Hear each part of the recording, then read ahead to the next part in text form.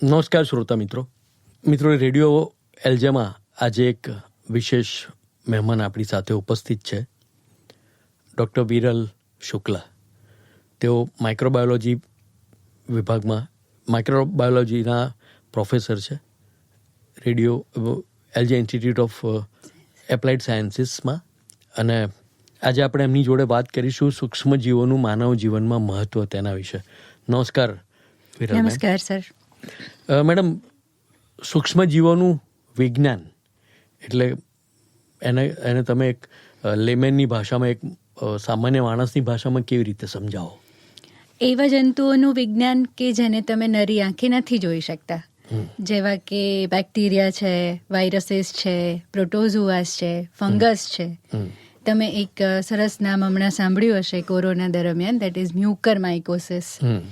તો એ Mucor mycosis, Mucor એટલે actually fungus, ફૂગ જેને આપણે કહીએ. એટલે ફૂગના સ્પોર્સ જે તમે આમ જનરલી જોઈ શકો તમારી ફ્રીજમાં કે એમ, બટ તમે નરી આંખે એને ન જોઈ શકો માઇક્રોસ્કોપ વગર. તો આ જે આખું સાયન્સ છે એને આપણે સૂક્ષ્મજીવાણુ વિજ્ઞાન એવું કહીએ છીએ. બરાબર છે. હવે થોડી વિગતે વાત કરીએ તો કયા કયા છે અને એ કેવી રીતે આપણે આપણા જીવનમાં જોડાયેલા છે તેની પણ વાત કરીએ. ઘણા બધા સારા બેક્ટેરિયા છે, ઘણા બધા ખરાબ બેક્ટેરિયા છે. હું તમને બહુ સરસ એક્ઝામ્પલ આપું તો બહુ ફેમસ છે પ્રોબાયોટિક ફૂડ અત્યારે. તો એ જે પ્રોબાયોટિક્સ છે એમાં જે ઓર્ગેનિઝમ્સ એટલે કે જે સૂક્ષ્મજીવાણુઓ છે જેને આપણે કહીએ છીએ લેક્ટોબેસિલસ, જે આપણા ઘરના નોર્મલ દહીંમાં પણ હોય. બીજા છે સ્ટ્રેપ્ટોકોકસ, જે પણ આપણા નોર્મલ દહીંમાં હોય. તો આ બધા જે ઓર્ગેનિઝમ્સ છે અથવા જે સૂક્ષ્મજીવાણુઓ છે એ તમારા આંતરડાના એટલે ઇન્ટેસ્ટિનલ ટ્રેક્ટને બહુ જ એકદમ શુદ્ધ અને હેલ્ધી રાખે. બાકીના જે ઘણા બધા સૂક્ષ્મજીવાણુઓ છે, જેમ કે હું તમને એક એક્ઝામ્પલ આપું, સ્યુડોમોનાસ. હવે આ ઓર્ગેનિઝમ છે એ સૂક્ષ્મજીવાણુ છે, બેક્ટેરિયા જ છે. અને જો એ તમારા શરીરમાં ક્યાંકથી એન્ટર થાય તો એ પસ ફોર્મેશન કરે. પછી એક તમે નામ સાંભળ્યું હશે, તમે જનરલી જ્યારે પણ તમને કંઈ વાગે છે તો તમે તરત જ ટીટેનસનું ઇન્જેક્શન લો છો. તો એ જે ટીટેનસ છે એ શેનાથી થાય? તો એ છે ક્લોસ્ટ્રીડિયમ ટીટાની. આ એરિયામાં અત્યારે હું એક તાળી પાડું તો 1000 સ્પોર્સ ક્લોસ્ટ્રીડિયમ ટીટાનીના હોય. એટલે જ્યારે પણ તમારું શરીર ખુલે ત્યારે એ અંદર એન્ટર થાય અને એ જગ્યાએ એ ગેંગ્રીન કરી શકે, ગેસ ગેંગ્રીન કરી શકે, અથવા તો એ તમને આપણે જેને કહીએ છીએ ટીટની એટલે ટીટનસ એ પણ કરી શકે. બરાબર. જેના લીધે ધનુર આપણે જેને ગુજરાતીમાં કહીએ છીએ એ ધનુર કરી શકે. પછી તમે નામ સાંભળ્યું હશે હડકવા. હવે એ કૂતરું કરડી જાય. હવે એ કૂતરાના મોઢામાં એ વાયરસ છે જેને આપણે કહીએ છીએ રેબિસ. હવે એ જ્યારે તમને કરડે છે ત્યારે તમારા બોડીમાં એને ટ્રાન્સફર આપે. આના લીધે હાઇડ્રોફોબિયા નામનો રોગ થાય, જેનાથી પાણીથી ડરવું જેને આપણે કહીએ. એકચ્યુઅલી પાણીથી નથી ડરવાનું, એવો એ કોઈ રોગ નથી, પણ તમારા શરીરના દરેકે દરેક સેલ જે છે એ પાણી છોડે અને એના લીધે તમારું ગળું પાણી અંદર લઈ જ ન શકે, જેને આપણે કહીએ છીએ હડકવા અથવા તો હાઇડ્રોફોબિયા. હવે આ જે રોગ થયો એ વાયરસથી થયો, બરાબર. એ વાયરસ પણ સૂક્ષ્મજીવાણુ જ છે. પછી આ મ્યુકર માઇકોસિસનું તો મેં તમને હમણાં જ એક્ઝામ્પલ આપ્યું. પછી એક એક્ઝામ્પલ આપણે હમણાં રિસન્ટ જોયું 2020-21 કોરોના. તો એ પણ એ જે ફેમિલી છે આખું સાર્સ કોવિડ જેને આપણે કહીએ છીએ એ આખું ફેમિલી એ વાયરસીસનું ફેમિલી છે. પછી તમે આ ઓરી અછબડા વિશે સાંભળ્યું છે, તો એ વેરિસેલા જોસ્ટર નામના વાયરસનું ગ્રુપ છે આખું, જે આ પ્રકારના રોગો માટે રિસ્પોન્સિબલ છે. તો ઓર્ગેનિઝમ સારા પણ છે અને ખરાબ પણ છે. બરાબર છે. હવે તમે એક સ્યુડોમોનાસ એક બેક્ટેરિયાની વાત કરી. મેં એના વિશે ક્યાંક વાંચેલું તો એને બહુરૂપિયા કહે છે. એટલે એ તમે એના ધારો કે એન્ટીબાયોટિક તમે એના માટેની લીધી હોય તો એની પર એની અસર ના થાય, કારણ કે એ જાય દવાની અસર કરે એ પહેલા એણે એનું રૂપ બદલી કાઢ્યું હોય. અને ઘણા વર્ષોથી આ ઘણા બધા પેશન્ટ્સને હેરાન કરે છે. તમે આના વિશે થોડી વિગતે વાત કરો તો તમે એને આ સ્યુડોમોનાસને કેવી રીતે વર્ણવો? હા, એકચ્યુઅલી સ્યુડોમોનાસ વર્સટાઇલ છે. વર્સટાઇલ એટલે એને છે ને બહુ બધી રીતે યુઝ કરી શકાય છે. સ્યુડોમોનાસ બહુ ફેમસ છે એન્વાયરમેન્ટ માટે, કે એનામાં બહુ સારી એવી તાકાત છે કે એ ઘણા બધા ટોક્સિક કમ્પાઉન્ડને બહુ સરસ રીતે ડિગ્રેડ કરી આપે, એટલે એ હેલ્પફુલ પણ છે. પણ સુડોમોનાસની પાસે કેપેસિટી છે મલ્ટિપલ ડ્રગ રેઝિસ્ટન્સીની, એટલે તમે જો વધારે પડતી ડ્રગ્સ યુઝ કરતા હો તો આ સુડોમોનાસ એકચ્યુઅલી હોસ્પિટલ એક્વાયર્ડ ઇન્ફેક્શનમાં આવે છે. એટલે સપોઝ તમે હોસ્પિટલમાં એડમિટ થયા તો એ ઓપોર્ચ્યુનિસ્ટિક પેથોજન છે. ઓપોર્ચ્યુનિસ્ટિક પેથોજન એટલે કે જેવી એને તક મળે એટલે એ તમારા શરીરમાં દાખલ થઈ જાય, અને એની એ જે એન્ટ્રી છે એને પોતાની પાસે એ તાકાત છે કે એ બહુ બધા ડ્રગ્સ સાથે એક સાથે રેઝિસ્ટન્ટથી મેળવી શકે છે. બરાબર છે. એની આ કેપેસિટીના બેઝ પર એને એક ટાઇટલ મળ્યું છે સુપર બગનું, અને એ સુપર બગની કેપેસિટીના બેઝ પર એનું ડિગ્રેડેશનમાં યુઝ પણ કરે છે. બરાબર છે.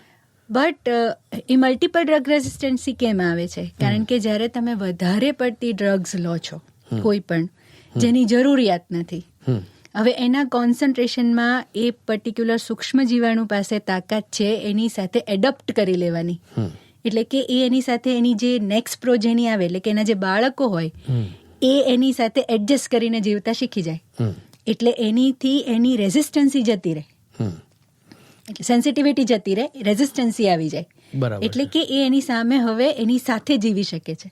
બરાબર છે. પહેલા એનાથી ડરતા હતા, હવે એનાથી ડરતા નથી. બરાબર છે. તો સુડોમોનાસ ઇઝ વેરી પાવરફુલ, એટલે આ ખરેખર બહુ તાકાતવાળું ઓર્ગેનિઝમ છે.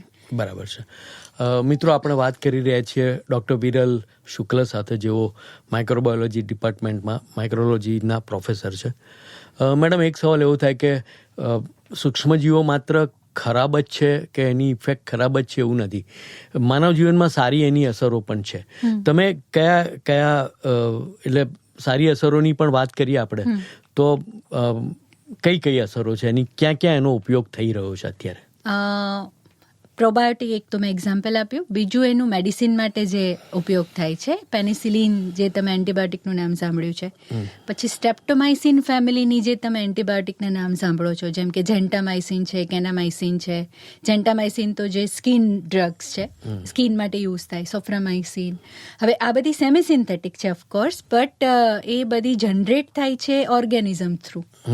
પછી તમે એક બહુ સરસ પહેલા વરસાદની જે સુગંધ આવે, તમે માટીની સુગંધ, હા, એ જે જીઓસ્મિન જે છે એ એક્ટિનોમાઇસિટીસ ગ્રુપના એક બેક્ટેરિયા છે, એ જનરેટ કરે છે, જેને અર્થી સ્મેલ કહેવાય આપણે, જે આપણને માટીની પહેલી સુગંધ એ ઓર્ગેનિઝમથી આવે. એ જીઓસ્મિન પણ ઘણી બધી જગ્યાએ ઉપયોગમાં આવે છે.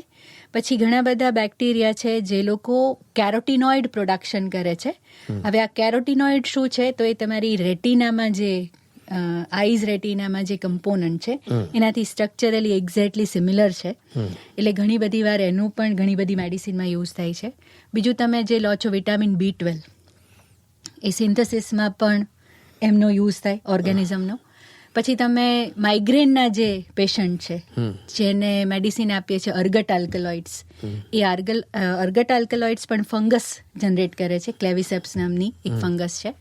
પેનિસિલિન તો પેનિસિલિયમ જનરેટ કરે જ છે. તો આવી ઘણી બધી એન્ટીબાયોટિક, ઘણા બધા એક્સ્ટ્રાઓર્ડિનરી કમ્પોનન્ટ જે છે એ બધા સૂક્ષ્મ જીવાણુઓ જનરેટ કરતા હોય છે. બરાબર. અને લેક્ટોબેસિલસ, તમે સ્પોરલેક સાંભળ્યું હશે, જ્યારે ડાયેરિયા થઈ જાય તો સ્પોરલેક, તો એ સ્પોરલેકની અંદર પણ લેક્ટોબેસિલસ છે. પછી બેસિલસ ગેન્ડ્યુલન્સ, એટલે મતલબ એ બધા ઘણા બધા ઓર્ગેનિઝમ્સ છે જે આપણને આપણા ઇન્ટેસ્ટિનલ ટ્રેક્ટને હેલ્ધી રાખવામાં મદદરૂપ થાય છે. બરાબર છે. હવે એક એકદમ સામાન્ય માણસ તરીકે એક સવાલ એવો થાય મેડમ, કે ધારો કે ઘણા બધા બેક્ટેરિયા, એટલે ઘણા બધા પેલા સોલ્યુશન્સ સીધા કાઉન્ટર પર મળતા હોય છે, જે પ્રોબાયોટિક તરીકે લોકો એનો ઉપયોગ પણ કરતા હોય છે. તમે એક એક્સપર્ટ તરીકે એવી સલાહ આપો ખરા કે એ લેવા જોઈએ કે નહીં લેવા જોઈએ? ઓથેન્ટિક પ્રોબાયોટિક હોય તો લેવા જોઈએ, બટ અનઓથેન્ટિક ઇન ધેટ સેન્સ કે બહુ વખતથી જૂના થઈ ગયા છે, કારણ કે દરેક સૂક્ષ્મ જીવાણુઓની એક લાઈફ સાયકલ છે. એને 24 કલાક, 48 કલાક પછી એ તમે ગમે તે કરો, એના પછી એની શેલ્ફ લાઈફ ડાઉન થતી જાય, પછી એ તમે પીવો તો એનો કોઈ મતલબ નથી. એટલે ઓથેન્ટિક હોય, એની શેલ્ફ લાઈફ બરાબર સચવાઈ હોય, એના પર બરાબર એના નોર્મ્સ સચવાયેલા હોય, તો એ પ્રોબાયોટિક લઈ શકાય. બરાબર છે. એક સવાલ એક સામાન્ય માણસ તરીકે એ પણ થાય કે ધારો કે કોઈક એક વ્યક્તિએ આ જે સૂક્ષ્મ જીવો છે જે પદાર્થોમાં એ શક્ય છે કે જેમાંથી મળે છે એ લઈ અને એને એનું શરીર સ્વસ્થ રાખવું હોય તો એને શું શું દિવસ દરમિયાન લેવું જોઈએ ખોરાકમાં? તમારા ઇન્ટેસ્ટાઇનલ ટ્રેક એટલે કે તમારા આંતરડાને બધા જૂના લોકો એવું કહેતા કે જેનું પેટ સારું એનું શરીર સારું કરે અથવા તો એનું સ્વાસ્થ્ય સારું. તો ઇન્ટેસ્ટાઇનલ ટ્રેક્ટ માટે તમારે બને એટલી ઓછી એન્ટીબાયોટિક લેવી, અથવા જો તમે એન્ટીબાયોટિક લેતા હો તો સાથે સાથે દૂધ અથવા પાણીના બદલે 2 ચમચી દહીં ખાવાનું રાખો. કારણ કે જ્યારે તમે પેનિસિલિન કે કોઈ પણ એન્ટીબાયોટિક તમે લો છો ત્યારે એ ટાર્ગેટ ઓર્ગેનિઝમ તો મરે જ છે, પણ સાથે સાથે તમારા ઇન્ટેસ્ટાઇનલ ટ્રેક્ટના સૂક્ષ્મ જીવાણુઓને પણ એ મારી જ નાખે, કારણ કે એ કોઈ બુલેટ નથી. એટલે પાપડી ભેગી ઈયળ બફાય એવું જે કહે છે એમ સારા બેક્ટેરિયા પણ એની સાથે મરી જાય. એટલે જ તમને તમારા જીભમાં બીટરનેસ આવી જાય છે, કડવી થઈ જાય છે. એટલે જો તમે દહીં સાથે ખાવાનું રાખો, એવું લાગે કે તરત ન લઈ શકાય તો અડધો કલાક પછી 2 ચમચી દહીં, તો જેના લીધે તમારા પેટના આંતરડાના જે બેક્ટેરિયા છે એ ફરીથી તમે સસ્ટેન કરો છો. બરાબર છે. એટલે એવી રીતે તમે તમારું બોડી મેનેજ કરી શકો. બને ત્યાં સુધી યોગા ફોલો કરો. બીજું ડાયરિયા, ટ્રાવેલિંગ ડાયરિયા જેને કહેવાય, લોકો એવું કહેતા હોય છે કે પાણી ફર્યું છે, તો પાણી ફર્યું એકચ્યુઅલી અમારી લેંગ્વેજમાં એને ટ્રાવેલિંગ ડાયરિયા કહેવાય. એના માટે એક સૂક્ષ્મ જીવાણુ છે જેને આપણે કહીએ છીએ ઇકોલાઈ, ઇસ્ચેરિશિયા કોલાઈ, એ રિસ્પોન્સિબલ હોય. એટલે એ જનરલી આ જે સૂક્ષ્મ જીવાણુ છે પાણીમાં હોય જ. હવે તમે જ્યારે જે જગ્યાએ રહો છો એ જગ્યાના એ જીવાણુથી તમે એડજસ્ટેબલ થઈ ગયેલા છો. હવે તમે જ્યારે ટ્રાન્સફર થાવ છો અથવા ચેન્જ કરો છો જગ્યા, ત્યારે તમે અલગ પ્રકારનું પાણી પીવો છો. હવે એ જે જગ્યા છે ત્યાંનું જે ઇકોલાઈ છે એ તમારા બોડી માટે નવું છે, એટલે તમને ફરીથી એ ડિઝીઝ થશે. એટલે કે જેને આપણે કહીએ છીએ ટ્રાવેલિંગ ડાયરિયા, અથવા તો આપણે જેને કહીએ છીએ પાણી નથી સદતું, બરાબર છે, અથવા પાણી ના સદ્યું, વોટ એવર. બરાબર. તો એ જે છે એના માટે પણ આ એક જ રસ્તો છે કે ફોકસ ઓન પ્રોબાયોટિક્સ, એ તમે લઈ શકો. બરાબર છે, દવાઓના બદલે. બિલકુલ. હવે આમ તો એવું છે કે જ્યાં શરીરમાં જ્યાં જ્યાં ભેજ છે ત્યાં બેક્ટેરિયા છે, બરાબર છે. ધારો કે આપણે ગળાથી શરૂઆત કરીએ તો દાંતથી શરૂઆત કરીએ તો એમાં પણ અમુક બેક્ટેરિયા છે જ છે, અને એ જો નથી તો તમારું જીવન હરામ થઈ જાય. બરાબર, સાચી વાત. તો એ એટલે બધા બેક્ટેરિયા ખરાબ જ છે કે બધા નકામા છે એવું નથી. અને એ આખી પેલી જૈવ રાસાયણિક ક્રિયાઓ પણ શરીરમાં સતત ચાલતી હોય છે, તો કે પાચન પણ એમાંની એક જ આવે. બરાબર છે. તો આ આખી જે પ્રક્રિયા છે એમાં એટલે બેક્ટેરિયાનો ઉપયોગ આટલો સારો પણ તમારા જીવનમાં છે જ. વિટામિન B12, ફોલિક એસિડની ડેફિશિયન્સી તો જ આવે જો તમારું આંતરડું સ્વાસ્થ્યદાયક નથી. બરાબર છે. અને એ ત્યારે જ એવું થાય જ્યારે ત્યાંથી આ વિટામિન B12 કે ફોલિક એસિડ સિન્થેસિસ કરનારા બેક્ટેરિયા ત્યાંથી હટી ગયા છે. બરાબર. એટલે એ ઘણા બધા ઇન્ડિકેશન્સ શરીર પણ આપે છે કે આ બેક્ટેરિયાની ખામી છે અથવા નથી ત્યાં આગળ. હવે ઘણી બધી સરસ વાત કરી તમે. બચી કેવી રીતે શકાય? ધારો કે જે બેક્ટેરિયા ખરાબ છે, એટલે એક સ્વસ્થ માણસે સ્વસ્થ રહેવું હોય, બેક્ટેરિયાની કોઈ સાઈડ ઇફેક્ટ ના હોવી, ના એના શરીર પર પડે, તો એને શું કરવું જોઈએ? સૌથી ઇમ્પોર્ટન્ટ તો એ છે કે સ્વચ્છતા જાળવવી જોઈએ બધી જ જગ્યાએ. તમે જે કંઈ પણ ખાવ પીવો છો એની પણ સ્વચ્છતા જળવાયેલી હોય એનું ધ્યાન રાખવું જોઈએ. અનકુકડ કે એટલે રાંધેલું નહીં હોય એવું, અથવા તો, અને હું આ યંગ જનરેશનને સ્પેસિફિકલી કહીશ કે કેન ફૂડ જે છે, મતલબ જે કેનની અંદર આવે છે, એ બધું કમ્પ્લીટલી બંધ જ થવું જોઈએ. તમે ગમે તેવી સરસ જગ્યાએ એને રાખો, ઓર્ગેનિઝમ્સ ભગવાન જેવું છે.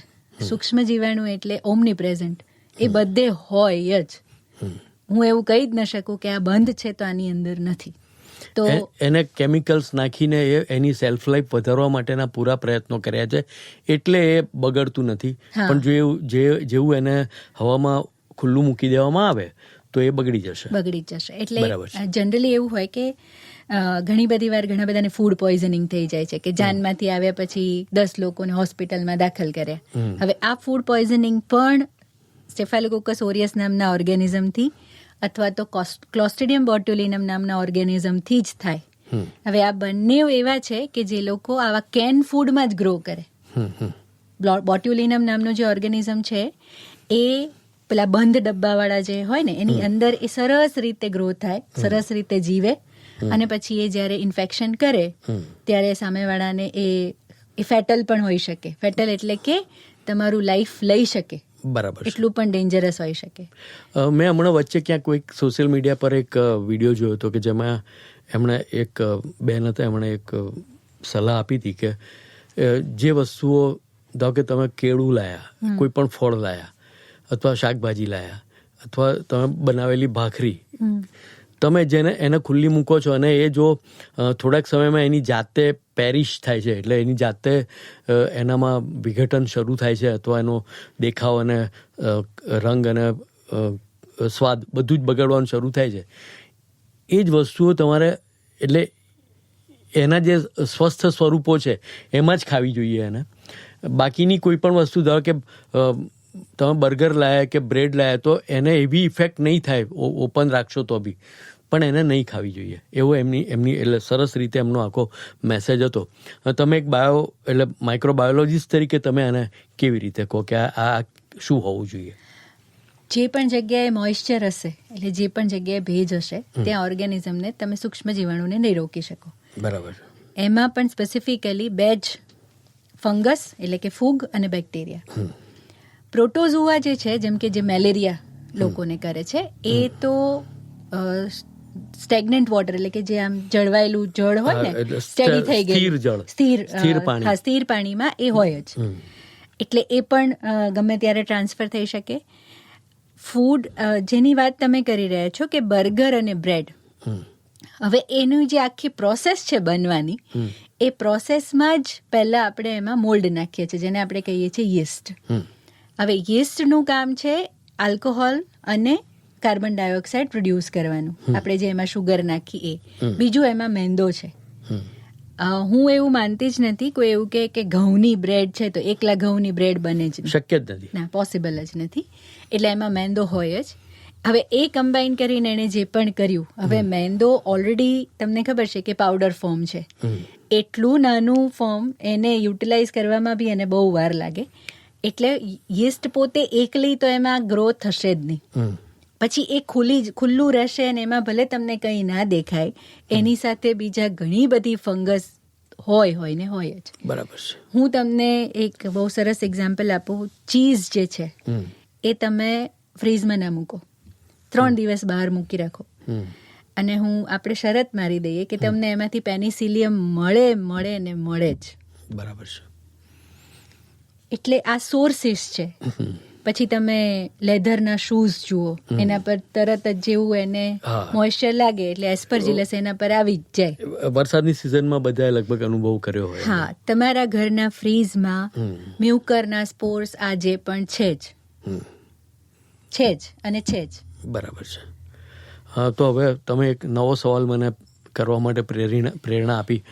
તો ફ્રીઝને કેવી રીતે મેન્ટેન કરવું જોઈએ કે જેથી આવા બેક્ટેરિયા અંદર ગ્રો ના થાય અને નુકસાન ના પહોંચાડે? ફ્રીઝને સેનિટાઈઝ કરવા માટેના ઘણા બધા ઓપ્શન હોય છે. આપણે ફ્યુમિગેશન પણ કરાવી શકીએ, પણ હું સેનિટાઇઝેશન માટે કહીશ, એટલે કે સ્પિરિટ જે છે એને વોટર સાથે મિક્સ કરીને તમે આખું કોટનનું એ ફેરવી શકો. એને બને ત્યાં સુધી 1-2 વાર મંથલી 1-2 વાર ઓપન કરીને બધું બહાર કાઢીને, કારણ કે એસ્પરજીલસ અને મ્યુકર ફ્રીઝમાં હોય ને હોય જ. બરાબર છે. મિત્રો, આપણે ખૂબ સરસ વાત કરી માઇક્રોબાયોલોજિસ્ટ ડૉક્ટર વિરલ શુક્લ સાથે.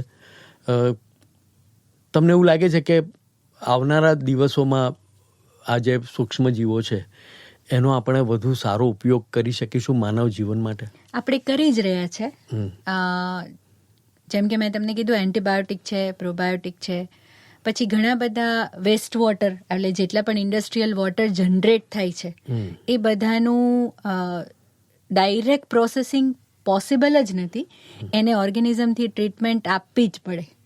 એટલે કેટલા બધા સૂક્ષ્મ જીવાણુઓ છે જે એ રિમૂવલમાં ઇન્વોલ્વ છે, અને એના લીધે જ આપણે ઘણી બધી આપણું પોલ્યુશન જે છે એ કંટ્રોલમાં આવી રહ્યું છે. ઘણી બધી જગ્યાએ બાયો રિમિડિએશન, એટલે કે ઘણા લોકો એવું કહે કે પહેલાંના જમાનામાં એવું કહેતા કે 20 વર્ષ સુધી કોઈ પણ કોરી જમીન હોય ને એના પર તમારે ઘર ન બાંધવું. એના રીઝન એ છે કે એ જમીનને ત્યાં રહેલા જેટલા પણ સૂક્ષ્મ જીવાણુઓ છે એમનું જે ઘર છે એ જગ્યાએ એને બધું જ પોલ્યુશન કંટ્રોલ કરતા ઓછામાં ઓછા 20 વર્ષ થાય. એટલે કોઈ પણ જગ્યાએ કચરાના ઢગલા થતા હોય તો એ જગ્યાએ 20 વર્ષ પછી જ ઘર બંધાય. બરાબર છે. બીજું તમે નામ સાંભળ્યું હશે ઓર્ગેનિક ખાતર. હવે આ ખાતર બનાવનારા પણ સૂક્ષ્મ જીવાણુઓ જ છે. સૂક્ષ્મ જીવાણુ છે, બરાબર. પછી આ નાઇટ્રોજન કે કાર્બન, આપણામાં જેટલી પણ આ બાયોજીઓકેમિકલ સાયકલિંગ થાય છે કે કાર્બન ડાયોક્સાઇડને કંટ્રોલમાં રાખવું, નાઇટ્રોજનને કંટ્રોલમાં રાખવું, એને જમીનની અંદર સંઘરી રાખવું, આ બધું જ કામ સૂક્ષ્મ જીવાણુઓ જ કરે છે. બરાબર છે. કચરાના વ્યવસ્થાપનમાં હવે મને લાગે છે કે કોર્પોરેશનોએ પણ બેક્ટેરિયાનો ઉપયોગ કરીને એનું ડિકમ્પોઝિશન વાળો આખો પ્રોજેક્ટ હવે લાવવા માંડ્યા છે. એના વિશે પણ આપણે શ્રોતાઓને વાત કરીએ. હા, એટલે આપણે જેમ કે પીરાણા છે અમદાવાદમાં, હવે એ પીરાણામાં જે ઢગલા કરેલા છે અને પછી જે પોન્ડ્સ બનાવેલા છે વોટર ટ્રીટમેન્ટ માટે, એમાં પણ એ બધી જ જગ્યાએ એ લોકો આ જ સૂક્ષ્મ જીવાણુનો ઉપયોગ કરે છે. સૂક્ષ્મ જીવાણુઓ બહુ બધા પ્રકારના હોઈ શકે. બીજું એક બાયોગેસ પણ પ્રોડક્શનમાં પણ એનો યુઝ થઈ શકે. તો જેટલા પણ એને આપણે આમ 2-3 વિભાગમાં ડિવાઈડ કરી શકીએ. એક જેને અમે કહીએ છીએ એરોબિક ફ્લોરા. એરોબિક એટલે કે જેને કન્ટિન્યુઅસ ઓક્સિજનની જરૂર હોય, અને એક જેને અમે કહીએ છીએ એનેરોબિક ફ્લોરા, જેને ઓક્સિજનની જરૂર નથી અને જે સરસ રીતે બહુ જ બધું કોમ્પ્લેક્સ વસ્તુઓ હોય, એટલે કે અઘરી હોય યુઝ કરવામાં, એને એ થોડું સિમ્પ્લિફાઈ કરી આપે. એટલે એના પછી આ એરોબિક ફ્લોરા કામ કરે. એટલે શરૂઆત એનેરોબિકથી થાય, પછી એરોબિક ફ્લોરા કામ કરે, અને એને અમે બીજા ગ્રુપમાં પણ નાખીએ છીએ. અમુક એમને કહીએ છીએ એક્સ્ટ્રીમોફાઇલ્સ. એક્સ્ટ્રીમોફાઇલ એટલે કે જે એક્સ્ટ્રીમ કન્ડિશનમાં બહુ સરસ રીતે પોતાની જાતને જાળવી શકે. હવે એવા પણ ઓર્ગેનિઝમ હોય, એ બધા ભેગા થઈને આ બધી પ્રોસેસને વધારે પડતી સિમ્પ્લિફાઈ કરી આપે આપણને. નો ડાઉટ અત્યારે હજી વોલેટાઇલ કમ્પાઉન્ડનો, એટલે કે ઉડ્ડયનશીલ, હા, એવા બધા પેલાનો પ્રોબ્લેમ છે, બટ લોકો કામ કરી રહ્યા છે. એના પર પણ કદાચ આપણને સોલ્યુશન્સ મળી જાય ફ્યુચરમાં. ખૂબ સરસ વિરલ મેડમ, તમે ખૂબ સરસ રીતે માઇક્રોબાયોલોજી એટલે સૂક્ષ્મ જીવોનું માણસના જીવનમાં કેવું મહત્વ છે અને કઈ કઈ રીતે ઉપયોગી થઈ રહ્યા છે, એનાથી કેવી રીતે બચી શકાય તેની વાત કરી. હું રેડિયો એલજી વતી આપનો આભાર માનું છું. Thank you sir, thank you so much.